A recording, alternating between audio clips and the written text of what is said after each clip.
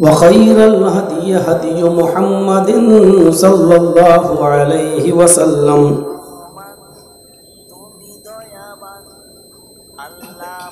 وشر الأمور محدثاتها وكل محدثة بدعة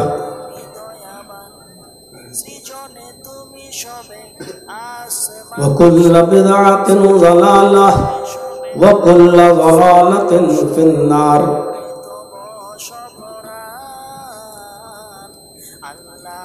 أعوذ بالله من الشيطان الرجيم. بسم الله الرحمن الرحيم.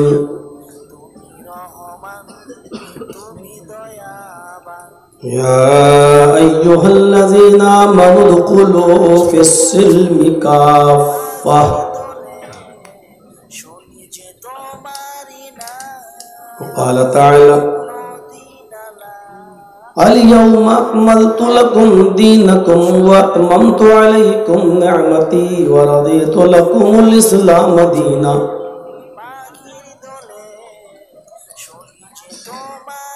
رب اشرح لي صدري ويسر لي أمري واحلل عقدة من لساني يفقهوا قولي.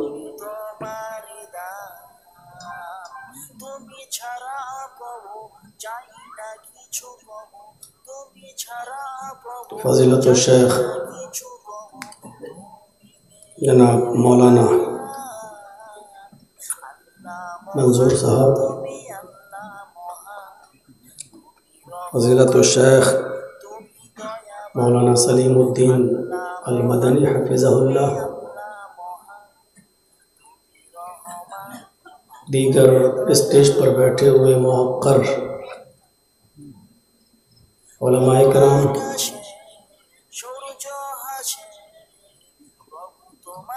نارائن پور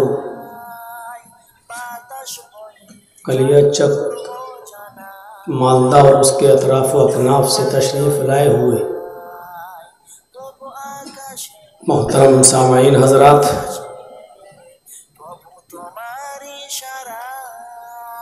اپنی نشست گاہوں میں بیٹھی ہوئی پردہ نشین اسلامی خواتین، پیاری ماں اور بہنوں، قوم و ملت کے لائق ور نوجوانوں، مستقبل کے ہونہار عزیز بچوں،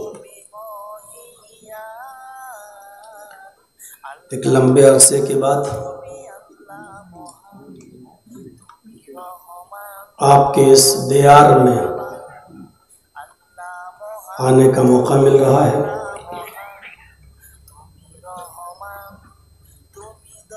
قرآن و حدیث کی کچھ باتیں سنانے کا موقع مل رہا ہے۔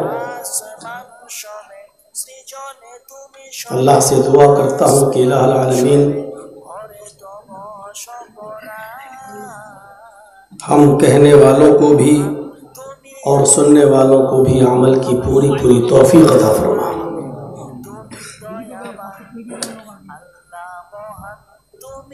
پیش رو خطیب سلیم الدین مدنی حفظہ اللہ سے آپ نے ان کے مخصوص انداز میں، مخصوص لب و لہجے میں آپ نے بڑی قیمتی اور خوبصورت باتیں سنی ہیں۔ ضرورت ہے ان باتوں کو عملی جامہ پہنانے کی۔ اللہ تعالی ہم سب کو بعمل بنائے۔ علامہ اقبال نے کہا تھا کہ عمل سے زندگی بنتی ہے جنت بھی جہنم بھی، یہ خاکی اپنی فطرت میں نوری ہے نہ ناری۔ ابن تیمیہ فرمایا کرتے تھے کہ انسان بہت زیادہ عمل کرنے کے باوجود بھی اور نیک عمل کرنے کے باوجود بھی ضروری نہیں کہ وہ جنت کے اندر چلا جائے۔ آپ لوگ ابھی تک سیٹنگ نہیں کر پائے ہیں۔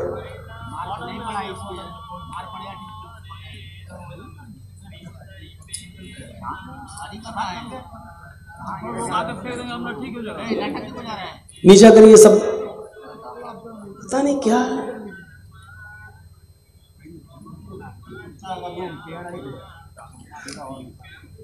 ابن تیمیہ رحمۃ اللہ علیہ فرمایا کرتے تھے کہ ضروری نہیں کہ انسان بہت زیادہ عمل کرنے کے باوجود بھی اور اپنے نیک اعمال کی وجہ سے بھی جنت میں چلا جائے.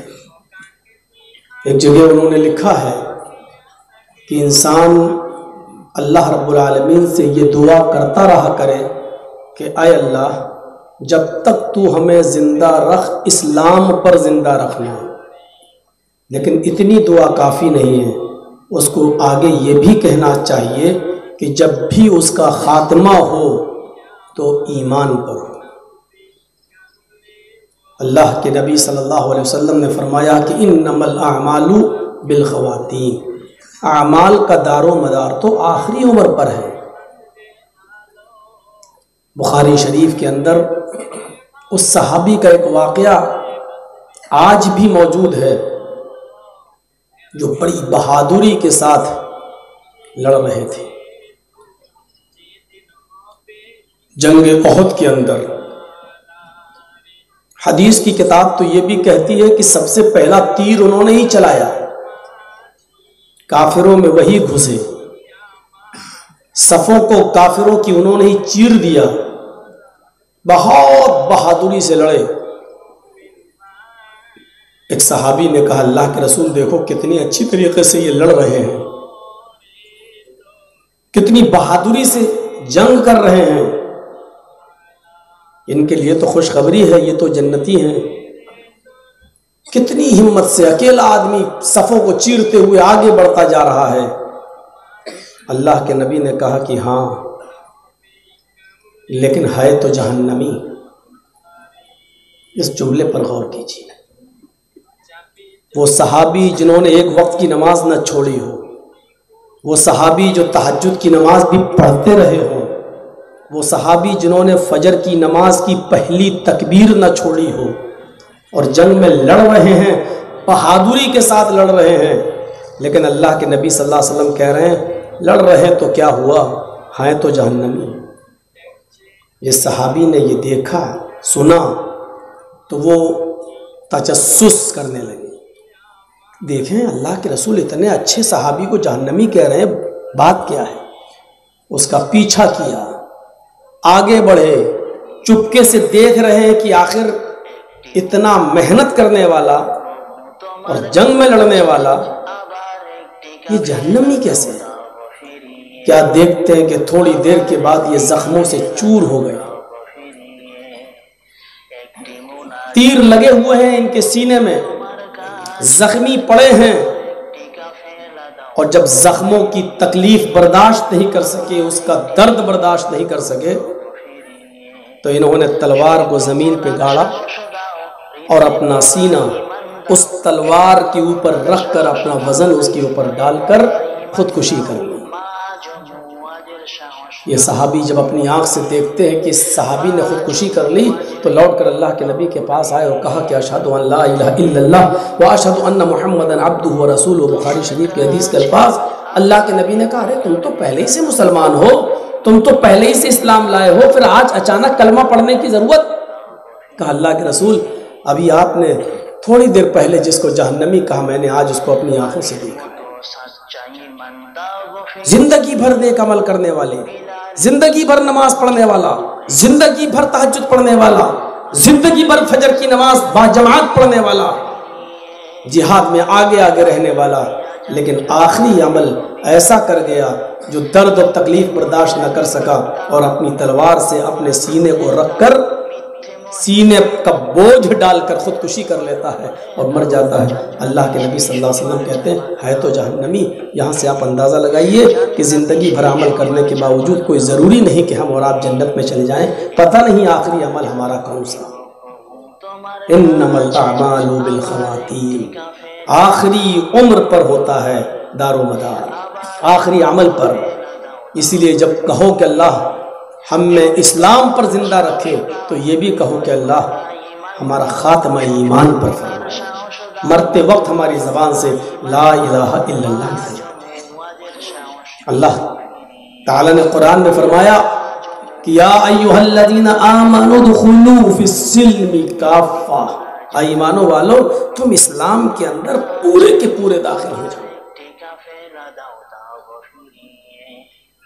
ہر مسلمان کو غور کرنا چاہیے کہ وہ اسلام کے اندر کتنا داخل ہے، کیا وہ پورا پورا ہے،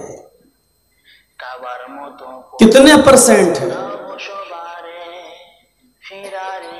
پورے کے پورے داخل ہونے کا مطلب یہ ہے کہ دنیا کی ساری چیزوں میں سب سے زیادہ محبوب چیز اس کی نظر میں اسلام ہو۔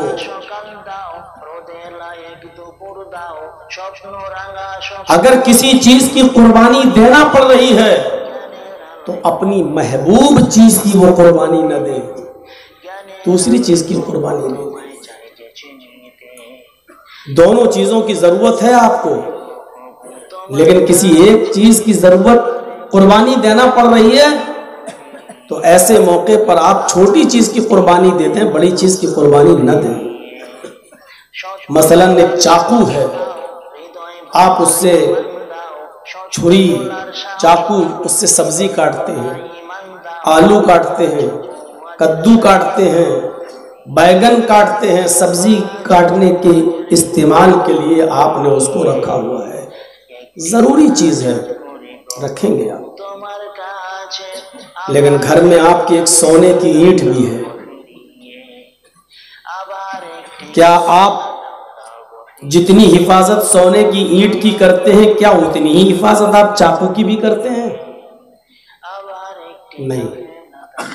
چاقو کچن میں جہاں چاہا ڈال دیا پڑا ہے، لیکن اگر سونے کا کوئی بسکٹ آپ کے پاس رکھا ہے 50 گرام کا 100 گرام کا، آپ اس کو جہاں مرضی ہوگی وہاں نہیں ڈال سکتے، جہاں چاہیں گے وہاں نہیں رکھ سکتے ہیں، بلکہ اسے آپ اپنے گھر کے کسی سرکشت روم میں، اور اس سرکشت روم کے اندر بھی سرکشت الماری میں، اس الماری کے اندر بھی سرکشت کسی باکس میں آپ اس سونے کے بسکٹ کو آپ رکھیں گے، سونے کی اینٹ کو آپ رکھیں گے۔ کیوں؟ ضرورت تو آپ کو چاقو کی بھی ہے،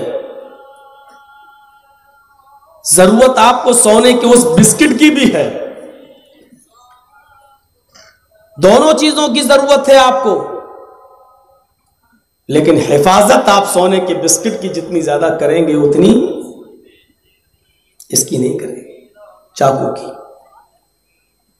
یہی چیز ہونی چاہیے۔ دنیا زندگی جینے کے لیے بہت ضروری ہے، اپنے بچوں کے لیے کمانا اور محنت کرنا بہت ضروری ہے، اپنے بچوں کے فیوچر کے لیے ہمیں، ان کے مستقبل کے لیے ہمیں محنت کرنا بہت ضروری ہے، لیکن اسلام کی حفاظت بھی کرنا آپ کو ضروری ہے۔ یہاں پر آپ کی نظر میں جو اسلام کی محبت ہونی چاہیے اتنی محبت اپنے بیوی اور بچوں کی نہیں ہونا چاہیے، لیکن کسی ایک کی قربانی دینے کی ضرورت پڑ رہی ہو تو بیوی اور بچوں کی دے دی جائے، لیکن اسلام کی نہ دی جائے۔ فرض کر لیجئے کھیتی باڑی والے آپ انسان ہیں، آپ نے اپنے کھیت میں ہل چلایا، دھان بویا، اور وہاں سے لوٹ کر آپ اپنے گھر کی طرف جا رہے ہیں، محنت کر کے اپنے گھر کی طرف جا رہے ہیں، راستے میں آپ کو خیال آیا کہ میرے 5 روپے کا قلم 5 روپے کا پین میرا کھیت میں گر گیا ہے۔ آپ گھر نہیں جاتے ہیں، وہیں سے مڑتے ہیں، 5 روپے کا پین کھیت میں لینے کے لیے جا رہے ہیں کہ کہیں چھوٹ گیا، کہیں ہم بھول گئے، کہیں گر گیا ہے۔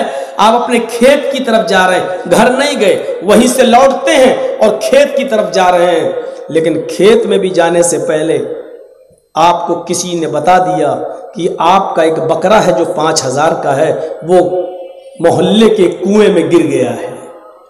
جلدی جاؤ، اس کی جان بچا سکتے ہو اور اس کو جلدی سے کنویں سے نکالو، تو اب یقیناً آپ 5 روپے کا پین اٹھانے نہیں جائیں گے، آپ 5 روپے کے پین کی قربانی دے دیں گے اور 5000 روپے کا بکرا آپ اس کی حفاظت کے لیے اور سرکشا کے لیے آپ بڑھ جائیں گے اور اس کنویں سے اپنے بکرے کو کھینچنے کی کوشش کریں گے کہ نہیں ہو سکتا ہے کہ بچ جائے، جہاں تک ممکن ہوگا اپنی پوری طاقت لگا دیں گے اس کو بچانے کی۔ کیوں؟ کیونکہ یہ قیمتی چیز ہے، وہ 5 کا ہے، یہ 5000 کا ہے، پین 5 روپے کا ہے، 50 روپے کا ہے اور ایک بکرا 5000 کا ہے، تو ظاہر ہے کہ آپ قیمتی چیز کی حفاظت کریں گے اور اس کے لیے چھوٹا نقصان اگر ہو رہا ہے تو ہو جانے دیں گے۔ یہی اسلام ہے، اسلام چاہتا ہی یہ ہے، وہ مطالبہ کرتا ہے کہ میری حفاظت اتنی ہو کہ میری حفاظت کے لیے اگر چھوٹی چیزوں کی قربانی دینا پڑے